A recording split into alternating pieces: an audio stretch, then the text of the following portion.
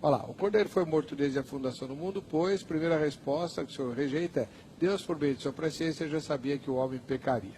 A segunda resposta é: Deus soberanamente decretou a queda do homem. Bom, por que o senhor não aceita a primeira? Problemas epistemológicos seríssimos com a primeira resposta. É um problema epistemológico. Boa pergunta. A epistemologia, ela trabalha sobre como é que você sabe que o que você sabe é verdade. Ô, a louco! fonte do seu conhecimento. Da onde vem o que você entende? Qual é a fonte da verdade para você? Se eu leio o Evangelho e Cristo se diz a verdade, o caminho e a vida, eu percebo que Deus está se colocando como aquele que é fonte de todo conhecimento, de tudo aquilo que é. Se eu falo em termos de presciência, eu estou vendo Deus aprendendo da criação algo e não Ele sendo a fonte desse conhecimento.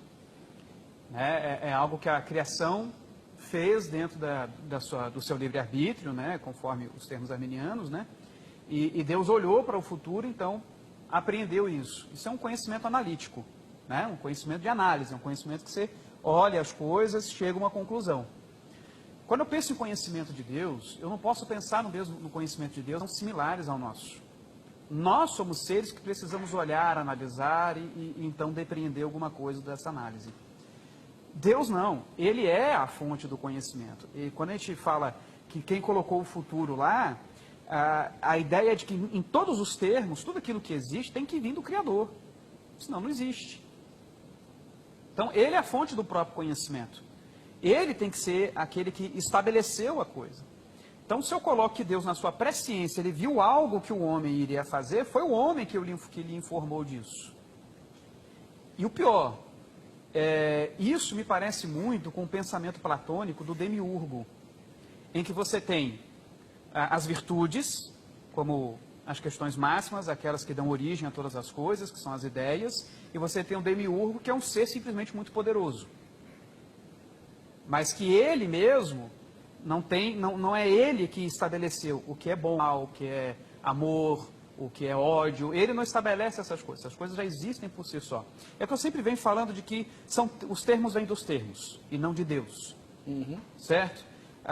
Nesse sentido, então, Deus simplesmente olha para os termos, vê o que é, e então ele vai julgar e vai determinar a sua própria ação, vai dizer então o que ele vai fazer. Então, na verdade, em última análise, Deus está determinado assim como o ser humano, pelos termos. Certo. Ou seja, então, na acusação arminiana de que calvinista é determinista, é verdade, nós somos deterministas, mas eu creio que Deus é o determinador. Na teologia arminiana, Deus é determinado, tanto quanto o homem. Só que em níveis diferentes, mas os dois são determinados. Eu tenho uma série de padrões aqui a seguir e eu tenho que lançar esse padrão sobre aquilo que eu faço. Porque senão eu vou ser isso, senão eu vou ser aquilo, senão eu sou aquilo outro. Primeiro, Apocalipse fala de um descanso, de uma certeza para a igreja, que você não pode ter certeza alguma. Depende tudo de você no fim das contas. Então não adianta Jesus morrer, não adianta ele declarar para você que a vitória é certa, não adianta nada disso dali, porque você tem que perseverar por sua conta e risco. Não, eu creio num Deus que me sustenta pelo caminho. Eu creio num Deus amoroso que não me deixa perder pelo caminho. E vai me fazer chegar, guia a história e a história da minha vida para que eu chegue lá. Me dá todo o suporte do que ele sabe.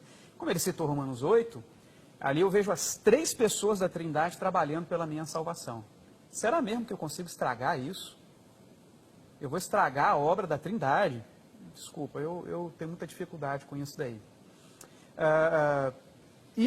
Continuando já no segundo ponto dele, você simplesmente dizer que Deus vai manchar o caráter de Deus e que Deus se mostra como amor dentro das Escrituras é ler parte das Escrituras. As Escrituras não mostram Deus só como amoroso. Desde o Antigo Testamento, o Novo Testamento, Deus é terrível também, irado também. E justamente ele argumenta que ele faz o que ele quer, com o que ele quer, porque ele criou, e de fato, é o argumento de Paulo em Romanos 9. Aquela explicação arminiana de uma predestinação corporativa, aquilo ali, que é uma furada exegética sem tamanho. Desculpe aqui, mas não tem outro termo. Até o próprio fato de querer tomar a questão da tipologia, eu já falei aqui, o tipo mostra o que o arquetípico é. Ele tem uma característica ali que está sendo ressaltada para mostrar o que acontece com o arquetípico. Como os profetas eram tipos de Cristo. Por quê? Porque Cristo é profeta. Quais são os tipos ali? Esaú e Jacó. O que acontece com eles? Antes de terem nascido, feito qualquer coisa, Deus ter mostrado a sua vontade de salvação e tudo mais, ele já tinha aborrecido um e amado o outro. E aí Paulo continua. Alguma injustiça de Deus? Claro que não. Ele é o dono do barro, ele faz o que quer com o barro. Se ele quer fazer um vaso para receber a misericórdia, ele faz. Se ele quer fazer outro para receber a ira, ele faz. E quem somos nós para questionar isso? É a coisa mais natural do texto. Justamente por quê? Porque as pessoas poderiam estar questionando por que israelitas, pessoas judias, não estavam sendo salvas. Não estavam participando daquela predestinação de Romanos 8, 29, aos que de antemão conheceu, a esses predestinou para serem conformes aos filhos, e os que predestinou, chamou, justificou e glorificou. Veja que é uma cadeia de início e fim. Não tem uma interrupção, não tem um se, não tem um porém. Por quê? Porque é o Pai, o Filho e o Espírito trabalhando por isso. Mas a promessa não foi para Israel, nem todos de Israel são de fato israelitas. Veja o próprio Esaú e Jacó. Filhos do mesmo pai, descendentes de Abraão, e no entanto um era e o outro não. E qual é o aprofundamento de Paulo, qual que vai ser? Quem fez quem o que aqui? Foi Deus quem fez, e não Jacó e Esaú que fizeram. Ele é a prerrogativa. Ele é aquele que move todas as coisas. Então eu não estou fazendo Deus criador do pecado no sentido direto. Obviamente Deus tem alguma relação com o pecado, e eu não admito, assim como os arminianos, que seja uma relação como eu tenho. Mas eu não posso crer que resolva o problema simplesmente eu dizer que Deus é amor, ele pré-conhece, mas mesmo pré-conhecendo, ele continua com a criação da mesma forma para acontecer tudo o que está acontecendo. Ele continua responsável, porque ele sabia o que ia acontecer e não mudou nada. E não, peraí, vai dar chabu nesse negócio daqui. Eu não posso criar dessa forma, porque se eu criar dessa forma, eu que sou um Deus amoroso, quero salvar todo mundo, vai cair um monte de gente. Então deixa eu mudar a minha forma de criar. Para quê? Para que não caia ninguém. Então, ele ser presciente não resolveu a questão. Só puxou Deus para dentro desse determinismo. A teologia arminiana é tão determinista quanto a calvinista, só que de uma forma mais baixa, em que Deus é determinado junto com o ser humano. Tá? E se ele já sabe de antemão e não fez nada para mudar, que é a conclusão do teísmo aberto. Mas como assim Deus não é responsável? Ele sabia nada?